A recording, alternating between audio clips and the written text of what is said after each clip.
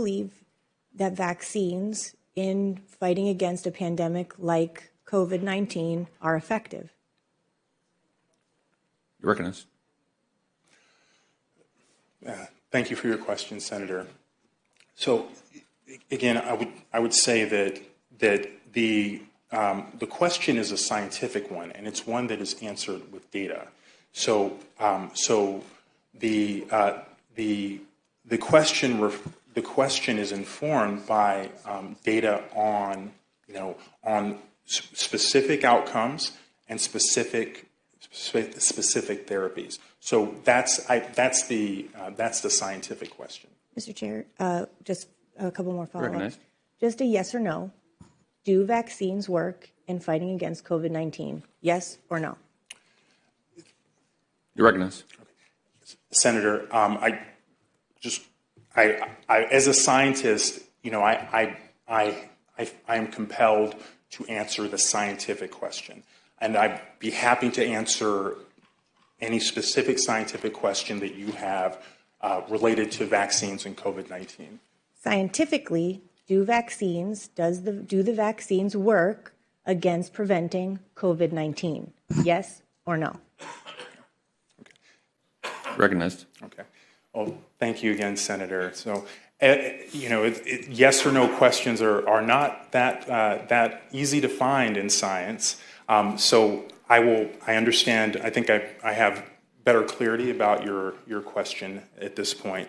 So what I would say is that the most commonly used vaccines in the United States, which would be the Pfizer product and the product that was developed by Moderna, have been shown to have relatively high effectiveness for the prevention of hospitalization. Thank you. Mr. Chair. Leader Book, you're recognized for questions. Thank you, Mr. Chair. Not for a question, for a statement. Okay. Quite frankly, we have an extreme amount of respect for this process, you, Mr. Chair, and the Senate. However, we don't feel that we're getting any answers met, and we know that there is a long agenda today with a lot of bills. And so the Florida Senate Democrats in this committee now are going to abstain, walk out, and come back when we have more business to attend to. We're going to move on to... Yes. You see, I would be happy to answer that question, which is a question informed by data. Data which is then interpreted to form the basis of a response to said question. And as such, the answer, upon which we rely on data, will be both informed by and predicated on the aforementioned data, which, as a scientist, we rely on. And so, scientifically speaking, the answer to that question is rooted in an interpretation and analysis of the data, which I could then relay in a verbal manner to satisfy the requests herein. Which, of course, is a lot of words to hide the fact that you don't want to admit that the COVID vaccine works. So this is Joseph Ladapo at his confirmation hearing to become Florida's Surgeon General. He was, of course, confirmed because, as far as the Republican majority was concerned, anyone with a PhD who's willing to cast doubt on safety measures is automatically qualified. And this is all about as surprising as the sun rising in the morning for Florida, considering DeSantis would sacrifice anyone and everyone if it meant he could continue pandering to the farthest fringes of his party. Now, since Ladapo seems physically incapable of admitting objective reality when it comes to vaccine effectiveness for fear of upsetting his supreme leader Ron DeSantis, I'll tell you the data that Ladapo won't. According to the CDC, in December, rates of COVID hospitalizations were 16 times higher in unvaccinated adults than with fully vaccinated adults. And COVID hospitalizations were 49 times higher among the unvaccinated versus those with boosters. Those are hospitalizations. Now let's look at deaths. In November, unvaccinated adults had 15 times the risk of dying from COVID compared with fully vaccinated adults. And those same unvaccinated adults had 68 times the risk of dying compared with those who'd been boosted. But maybe those numbers are still too difficult to understand. Fine. Let's use visual aids. Here's hospitalizations in both New York City and Seattle from November to January among the unvaccinated and vaccinated. Notice a difference? How about deaths in New York City and Seattle among the vaccinated versus the unvaccinated?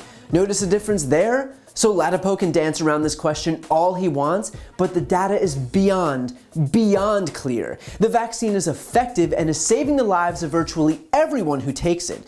And for Ladapo not to be able to look at that data that even a small child could interpret and simply say, yes, clearly, obviously the vaccine is effective, Makes me wonder how on God's green earth this guy still has a medical license. And beyond that, what's especially appalling is that while apparently the jury is still out on the vaccine as far as Ladapo is concerned, what he has supported were, surprise, surprise, unproven therapies like ivermectin and hydroxychloroquine. In other words, he can't bring himself to concede that a vaccine with a rate of survival 68 times higher than no vaccine is effective, but hydroxychloroquine, which offers no benefits to hospitalized COVID patients according to trials across 34 hospitals, yeah, sure, why the hell not? And by the way, while we're on the topic of Ladapo's backwards logic, this is not a new phenomenon. Here he is a few weeks ago claiming that we have to get away from this testing mentality while standing in front of a podium that reads, "Early treatment saves lives."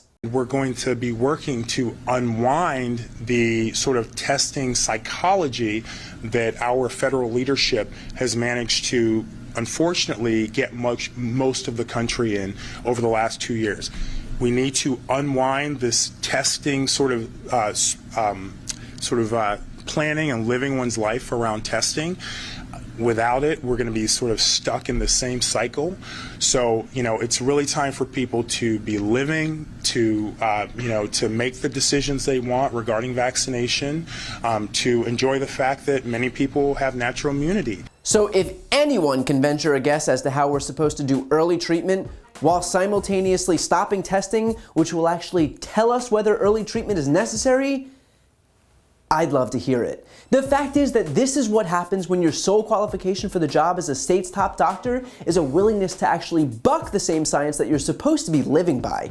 Joseph Ladapo has his job because he's a hack willing to fail up at the behest of Ron DeSantis. That's all. He is an empty suit lending credence to DeSantis' culture war battles. It's the tail wagging the dog. The Republican base wants any excuse to be anti-vax, so with this Surgeon General, that's exactly what they got. Forget about the damage that'll be done, forget about the lives that'll be lost. Those are clearly a small price to pay for DeSantis to continue pandering to the base. And as for Joseph Ladapo, for someone in a profession where you have to take an oath first and foremost to do no harm, he might want to rethink his line of work. To see more videos like this, click the subscribe button right here on this screen. And if you want to support my work, subscribe to my podcast, No Lie with Brian Tyler Cohen. I cover the most important stories each week, and my guest is always one of the top political figures, including Vice President Kamala Harris, Jen Psaki, Elizabeth Warren, Pete Buttigieg, Nancy Pelosi, Katie Porter, Cory Booker, and so many more.